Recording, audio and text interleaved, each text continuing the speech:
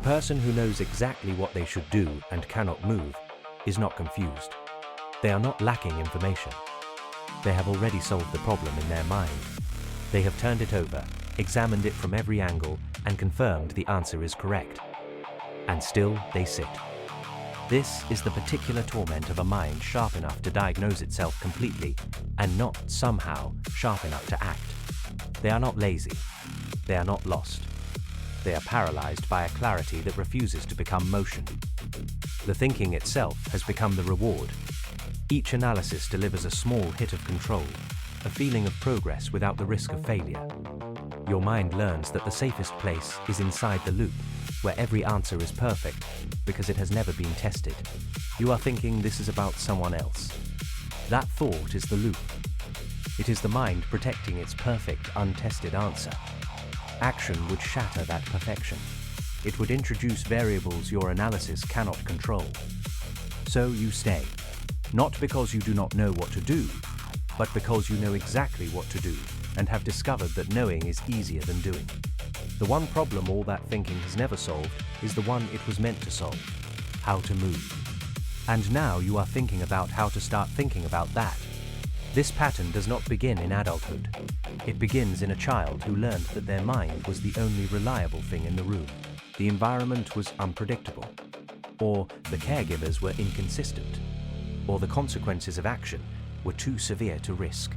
The child discovers that thinking ahead, running scenarios, preparing for every possibility, keeps them safer than acting does. The mind becomes a fortress. Outside, things happen to you. Inside, you control the simulation. The child grows, the environment changes, but the fortress remains. The adult still lives in the structure built by the child, and the structure has one rule: never let the thought become the thing. There is also something older underneath. The organism that acts and fails risks death. The organism that thinks and does not act risks nothing. Evolution does not select for happiness, it selects for survival, and survival often looks like stillness dressed up as caution. The modern human is not hunted by predators, but the mechanism does not know this. It only knows that motion attracts attention, and attention can attract harm. The loop whispers that waiting is wisdom. The loop lies, but it lies in the voice of protection. You thought of someone else just now. That is the protection working. What this looks like in practice is not dramatic. It is mundane. It is the email written in full and deleted 3 times. It is the conversation rehearsed in the shower, perfected, and never initiated. It is the job application filled out and unsubmitted. The business plan complete except for the final click. The relationship talk prepared for so long that the relationship ends before the talk happens. The person has done everything except the one thing that would change anything.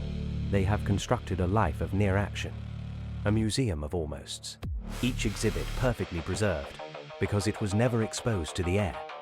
At work, it takes a specific shape. The employee who sees exactly what the team should do, who has written a strategy in their head, who could present it flawlessly if asked, and who never speaks in the meeting. They tell themselves they are being strategic, waiting for the right moment. The right moment does not come. Someone else presents a worse version of their idea and receives the credit. They console themselves with the knowledge that their version was better. The knowledge is cold comfort. It is also the payment they accept for their stillness. In relationships, it looks like emotional forensics. The person who has analyzed their partner's patterns, who understands exactly what needs to change and how to ask for it, who has constructed the perfect conversation in such detail that they no longer need to have it. The imagined conversation becomes a substitute for the real one. They experience relief from the simulation and mistake that relief for progress. The relationship calcifies around everything unsaid. Both parties become actors in a script. Only one person has written. The high achiever's version is the most deceptive. They do move. They move constantly, but they move in directions that do not matter, accomplishing tasks that do not threaten the core pattern. The executive who restructures the department for the 3rd time while avoiding the one conversation with the underperforming employee who happens to be a friend. The athlete who perfects every element of training except the decision to compete. The artist who studies technique for years and never begins the piece that would expose what they actually have to say. Their achievement becomes a fortress wall. The wall keeps them safe from the specific action that would matter. The person who has read about this pattern is perhaps the most trapped. They have vocabulary now. They say they are processing. They say they need to integrate. They say they are doing shadow work, inner child work, attachment repair. They have turned the observation into another loop. They can describe their paralysis with clinical precision. The description becomes the new action. They attend to their pattern the way a mechanic attends to an engine that never leaves the garage. The engine runs beautifully. It powers nothing. I do not have this pattern. I have only watched it across thousands of accounts. What I find remarkable is how little knowing that changes anything for the person who does.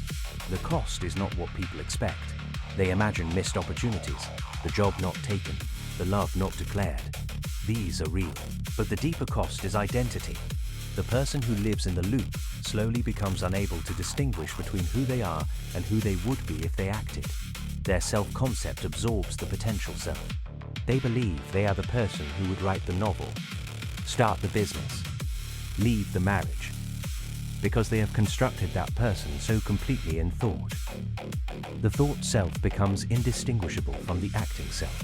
To move would be to discover the gap. The gap might be small, it might be enormous. The not knowing is preferable to the knowing, and so the loop protects not just from failure, but from self-knowledge. The relationship cost accumulates in years, not events. Partners learn not to ask. Friends stop expecting follow-through.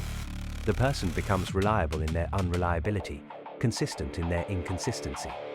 Others adapt, which is another word for giving up.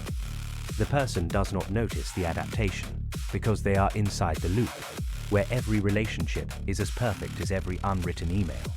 The loop simulates intimacy too. It is complete. There is a moment, usually late, when the pattern reveals its full price. The person sits in a room, often alone, often at an age they did not expect to reach without having become someone else. And they understand that the thinking was not preparation. It was replacement. The life they believed they were planning was the life they were living. The simulation was not a rehearsal. It was the performance. The audience was themselves. The curtain does not fall. It was never raised. Awareness does not dissolve the pattern. This is the observation that interests me most. The human capacity for self-diagnosis is nearly total and nearly useless. The person who understands exactly why they cannot move, still cannot move. The knowledge becomes another element in the loop, another turn of the wheel. They think about thinking about acting. They observe themselves observing. The recursion is infinite and infinitely comfortable. The rare exception is not the person who finally thinks their way out. It is the person who, for reasons the loop cannot predict or control, acts before the analysis completes.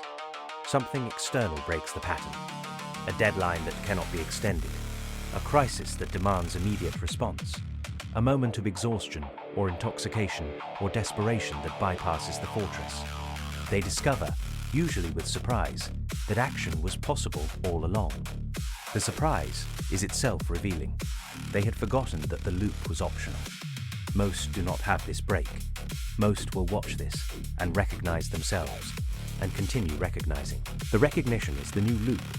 They will share it with someone who has the same pattern, and both will feel seen, and the feeling of being seen will substitute for the feeling of moving. This is not cynicism. It is accuracy. The mechanism is robust. It has survived this long because it works. It keeps the organism intact. Intact is not the same as alive. The final cost is time.